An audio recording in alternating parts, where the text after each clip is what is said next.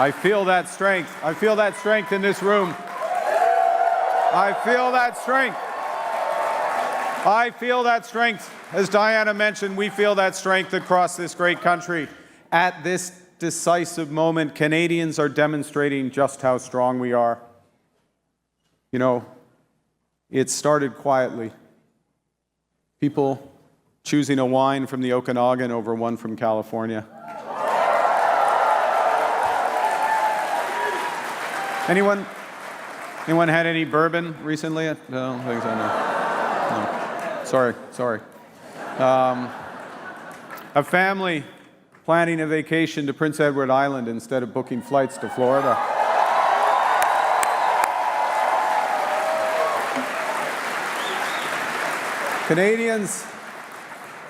Canadians are rediscovering our country. The Cabot Trail in October. The Columbia Icefield in June. Le Festival International de Jazz à Montréal en juillet.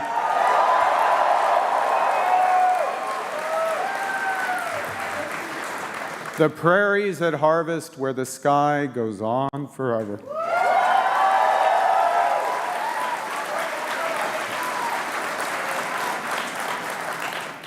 You know, Canada's tourism sector had a record-breaking summer, 50,000 more train rides, 13% more visits to our national parks, 15% more visits to our national museums.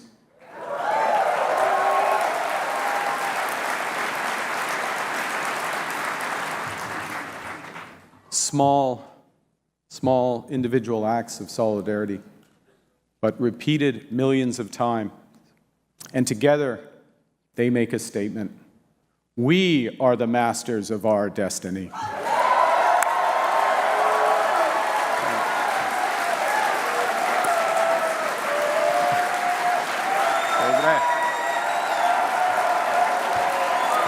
Absolument. Nous sommes maîtres chez nous, sans doute, sans exception.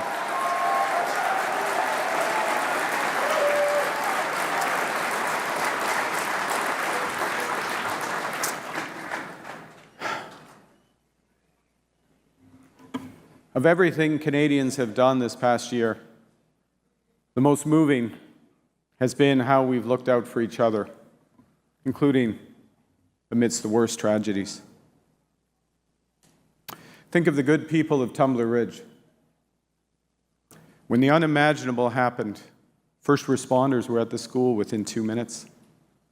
Teachers shielded their children. Neighbors held each other for comfort. Right after the shooting, Jim Caruso packed his bags, traveled over 1,000 kilometers to support families. And Jim said, I want to hug people, pray for them, and most importantly, cry with them. That's Canada. Looking out for each other, standing together when things get tough so that they can get better.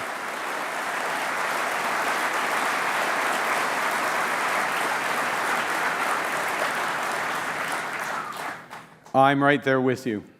Canada's new government is right there with you, inspired by hard-working, always caring Canadians. From now on, for example, with our new Buy Canadian policy, when the federal government spends, we will select Canadian suppliers by default.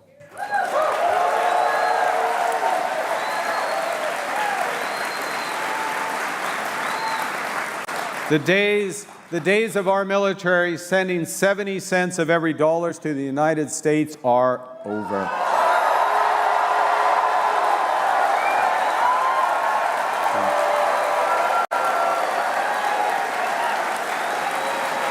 We are going to build Canada strong with Canada Steel, Canadian aluminum, Canadian lumber, Canadian workers.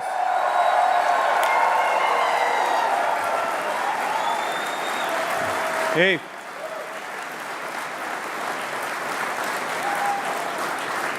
Nous le ferons d'abord dans nos communautés. en construisant des logements abordables, accessibles et durables, en construisant de nouveaux hôpitaux, des infrastructures de transport en commun, des installations récréatives et des centres des arts. Car un Canada fort, ça veut dire une Surrey fort, un Nepean fort et un Sherbrooke fort.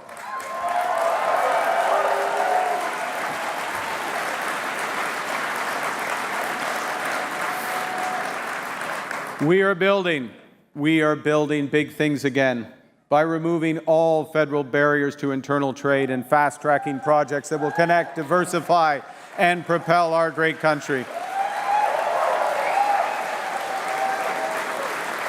We've already announced 14 nation-building initiatives supporting over 500,000 jobs and over $100 billion in new investment.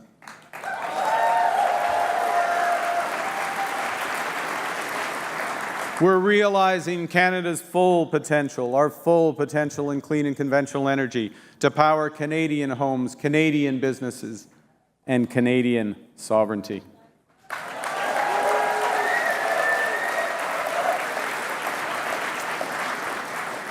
And we're using those resources to ensure affordable energy for Canadians today and a competitive economy for our kids tomorrow. We're creating new trade corridors from the Mackenzie Valley to Contrecoeur to Churchill to make Canada more connected, more independent, and more prosperous.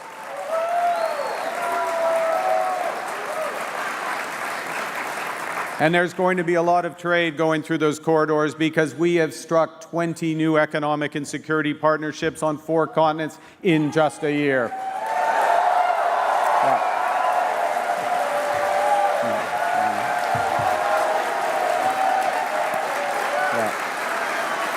We are on track. We are on track to double our non-U.S. exports over the next decade. That is $300 billion. $300 billion in new orders for Canadian resources, Canadian goods, Canadian expertise.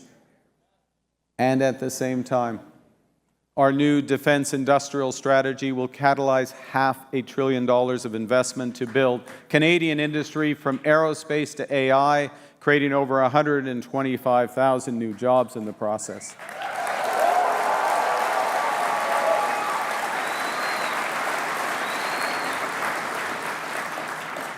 But we've started right. We've just implemented the largest pay increase for the women and men of the Canadian Armed Forces. That's right. We've implemented that increase so that their compensation matches the weight of their responsibilities. And Canadians, young Canadians are already responding to the call to serve. Recruitment is up 13% since last June.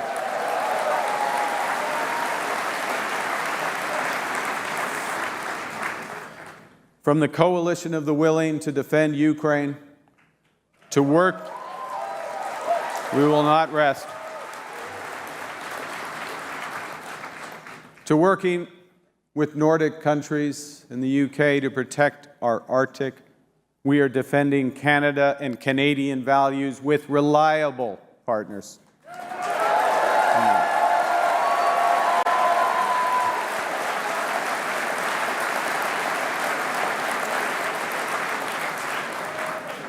It's a more dangerous and divided world. That's the reality. So we are no longer relying just on the strength of our values. We are also building the value of our strength. And as we do, we're reviving the ambitious spirit that built Canada. Our country was forged by Indigenous peoples and voyageurs who mapped this continent. Think about it. They mapped this continent and they built vast trading networks from coast to coast to coast before the Americans had even left St. Louis.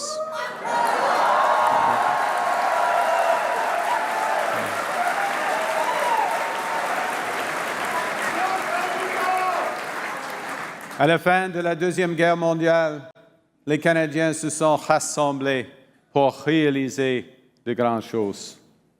Bâtir de nouveaux quartiers pour les centaines de milliers d'anciens combattants de retour au pays. Construire de nouvelles universités pour lancer de nouvelles carrières. Relier notre territoire grâce à la voie maritime de Saint-Laurent et à la transcanadienne. Et, avec Expo 67, inspirer le monde entier.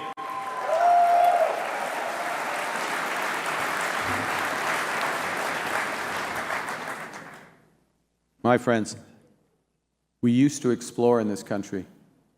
Now, we're charting new courses again. We used to build in this country.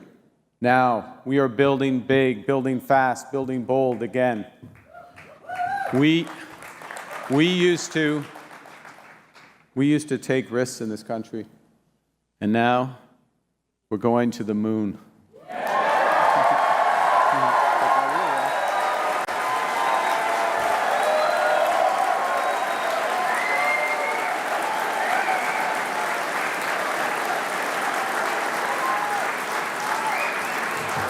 Just the other day, speaking from integrity deep in space, Canada's astronaut, Jeremy Hansen.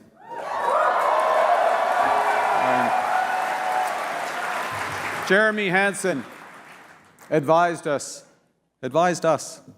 that as a country, we have to be willing to take risks. Recognize that sometimes we will have setbacks, but push through them and, in his words, ultimately know that we are going to persist and we will win.